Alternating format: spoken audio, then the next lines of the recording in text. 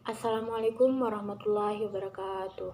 Perkenalkan, nama saya Muada. Saya dari Prodi Pendidikan Guru Sekolah Dasar semester 2. Di sini saya akan menjelaskan tentang Sistem Pendidikan Nasional Indonesia. Pertama, saya akan menjelaskan tentang pengertian sistem pendidikan.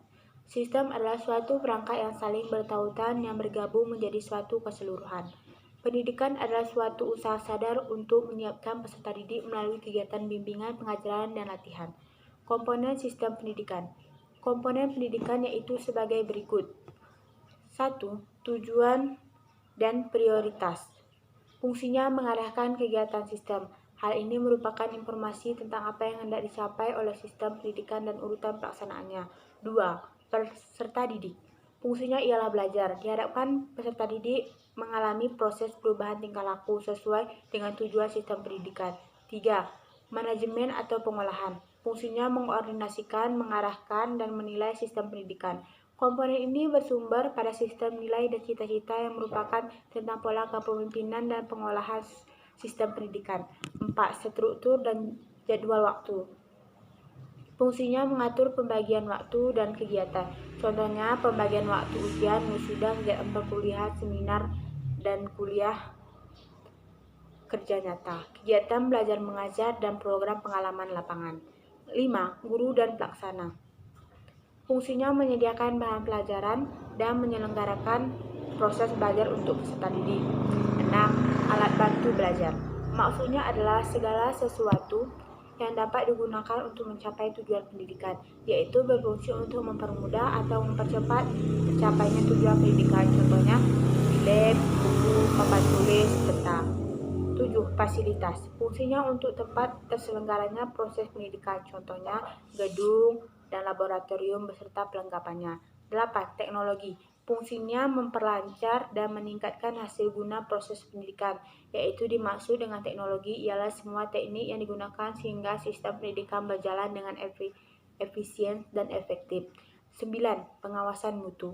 Fungsinya membina peraturan-peraturan dan standar pendidikan, contohnya peraturan tentang penerimaan anak atau peserta didik dan staf pengajar, peserta ujian, dan penilaian. 10. Penelitian. Fungsinya untuk memperbaiki dan mengembangkan ilmu pengetahuan dan penampilan sistem pendidikan. 11. Biaya. Fungsinya melancarkan proses pendidikan dan menjadi petunjuk tentang tingkat efisiensi sistem pendidikan. 3. Prinsip-prinsip penyelenggaraan pendidikan nasional di Indonesia. Sendiri diatur dalam Undang-Undang Nomor 20 Tahun 2003 tentang Sistem Pendidikan Nasional Bab 3 Pasal 4 yang menyebutkan bahwa prinsip penyelenggaraan pendidikan nasional antara lain adalah sebagai berikut. 1. Pendidikan diselenggarakan secara demokratis, berkeadilan, serta tidak diskriminatif, dengan menjunjung tinggi hak asasi manusia, nilai keagamaan, nilai kultural, dan kemajemukan bangsa. 2. Pendidikan diselenggarakan sebagai suatu kesatuan yang sistemik dengan sistem terbuka dan multimakna. 3. Pendidikan diselenggarakan sebagai suatu proses pembudayaan dan pemberdayaan peserta didik yang berlangsung sepanjang hayat. 4. Pendidikan diselenggarakan dengan memberi keteladanan, membangun kemauan dan mengembangkan kreativitas peserta didik dalam proses pembelajaran. 5. Pendidikan diselenggarakan dengan mengembangkan budaya membaca, menulis, dan berhitung bagi segenap warga masyarakat. 6. Pendidikan diselenggarakan dengan memberdayakan semua komponen masyarakat melalui peran serta dalam penyelenggaraan dan pengadilan mutu layanan pendidikan. 4. Jalur pendidikan.